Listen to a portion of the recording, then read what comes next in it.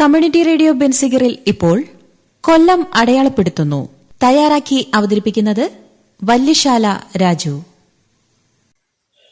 ലോകത്തിൽ കൊല്ലത്ത് മാത്രമുള്ള ഒരു മരം. അതെ, ലോകത്തിൽ കൊല്ലത്ത് മാത്രമായി വളർന്നു നിൽക്കുന്ന ഒരു മരമുണ്ട് എന്നു പറഞ്ഞാൽ ലോകത്തുള്ള ഏക മരം. അതാണ് കാവിലിപ്പ. വംശനാശ ഭീഷണി നേരിടുന്ന ഒരു സസ്യമാണ് കാവിലിപ്പ. 1835 കണ്ടെത്തപ്പെട്ട ഈ ഗണത്തിലെ ഏക വൃക്ഷം ഇപ്പോൾ കൊല്ലം പരവൂരിനടുത്തുള്ള കൂനയിൽ ആയിരവില്ലി ശിവക്ഷേത്ര നടയിലെ ആരാധനമൂർത്തിയാണ്. ഈസ്റ്റ് ഇന്ത്യ കമ്പനിയിലെ സ്കോട്ട്ലൻഡുകാരനായ ഭിക്ഷുകനായിരുന്നു റോബർട്ട് വൈറ്റ്. ഒഴിവുകാല വിരസത അകറ്റാനാണ് അദ്ദേഹം സസ്യശാസ്ത്രജ്ഞനായത്. സസ്യവർഗീകരണത്തിൽ പുഷ്പിക്കുന്ന സസ്യങ്ങളിലെ 110 പുതിയ ജനുസുകളെയും 1267 പുതിയ സ്പീഷീസുകളെയും വൈറ്റ് വിവരിച്ചു. ഇന്ത്യക്കാരനായ സസ്യചിത്രകാരന്മാരെ ഉപയോഗിച്ച് അദ്ദേഹം സ്വന്തമായും താൻ പരിശീലനം കൊടുത്ത മറ്റ് ഇന്ത്യൻ സസ്യകാരന്മാരും ശേഖരിച്ച സസ്യങ്ങളെ ചിത്രീകരിക്കുകയുണ്ടായി. അതിനായി അദ്ദേഹം ചെടികളെ കണ്ടെത്തി അവയുടെ ചിത്രം വരപ്പിച്ച് രേഖപ്പെടുത്തി വയ്ക്കുകയും ചെയ്തു. അങ്ങനെ പനച്ചി എന്ന സസ്യകുടുംബത്തിലെ അംഗമായി അദ്ദേഹം കാവിലിപ്പയെ കണക്കാക്കി.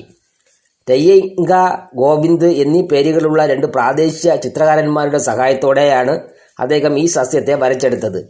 ആ ജീവസുറ്റ ചിത്രങ്ങൾ അത്ര വ്യക്തമായതിനാൽ ഒരു സൂക്ഷ്മദർശിനിയുടെയും ആവശ്യമില്ലാതെ തന്നെ കാവിലിപ്പയെ മനസ്സിലാക്കാനും Palode Jawaharlal Nehru tropical botanic garden and research ഇൻസ്റ്റിറ്റ്യൂട്ടിൽ പ്രവർത്തിക്കുന്ന എസ് ശൈലജകുമാരിക്ക് കഴിഞ്ഞിരുന്നു.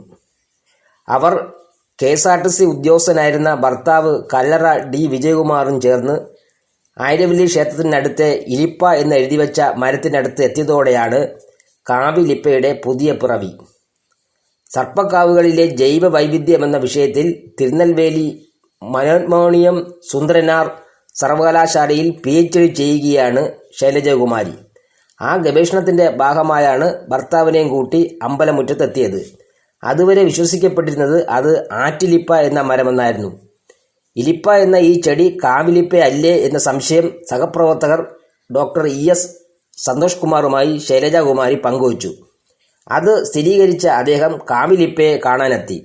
റോബർട്ട് വൈറ്റ് 1835 പനച്ചി കുടുംബാംഗമായി കണ്ടെത്തിയ കാവിലിപ്പ ആ ഇനത്തിൽപ്പെട്ടതല്ലെന്ന കണ്ടെത്തലായിരുന്നു ഇതിൽ പ്രധാനം. 4 മീറ്ററോളം ഉയരത്തിൽ വളരുന്ന നിത്യഹരിത വൃക്ഷമായ കാവിലിപ്പയുടെ ഇലകൾ ശാഖാഗ്രത്തിൽ കൂട്ടമായാണ് കാണപ്പെടുന്നത്. പൂക്കൾക്ക് പച്ചകലർന്ന വെള്ള നിറം, ദീർഘവൃത്താകൃതിയിലാണ് കായ്കൾ. ഇതിനുള്ളിൽ തവിട്ട് നിറത്തിൽ ഒരു വിത്ത് മാത്രമേ ഉണ്ടാവൂ. ജനുവരി മുതൽ മാർച്ച് വരെയാണ് പൂക്കാലമെങ്കിലും കാലാവസ്ഥാ വ്യതിയാനത്തെ തുടർന്ന് ഇതിൽ മാറ്റങ്ങൾ വന്നതായാണ് ടെക്നിക്കൽ ഓഫീസർമാരായ ഡോക്ടർ ES സന്തോഷ് കുമാറും ഡോക്ടർ S ശൈലകുമാരിയും വ്യക്തമാക്കിയത്. കാവിലിപ്പയെ പോലൊരു വൃക്ഷത്തെ കിട്ടുമ്പോൾ അതിനെ വീണ്ടെടുക്കുക പ്രധാനമാണ്. പക്ഷേ ഇവിടെ ശാസ്ത്രജ്ഞർക്ക് അത് വെല്ലുവിളിയായി. കണ്ടെത്തപ്പെട്ട കാവിലിപ്പയുടെ ഏകമരം നിലകൊള്ളുന്നത് ക്ഷേത്രനടയിലാണ് എന്നതായിരുന്നു അതിന് കാരണം. ഈ മരത്തിന്റെ ചുവട്ടിൽ പാകിയിട്ടുള്ള കോൺക്രീറ്റ് ഓടുകളിൽ നിന്നും ബഹിർഗമിക്കുന്ന വികിരണ താപം മൂലം കൂടുതൽ പൂവുകളും കായ്കളും മൂപ്പത്താതെ കൊഴിയുകയാണെന്ന് സസ്യശാസ്ത്രജ്ഞർ ചൂണ്ടിക്കാട്ടിയിട്ടുണ്ട്.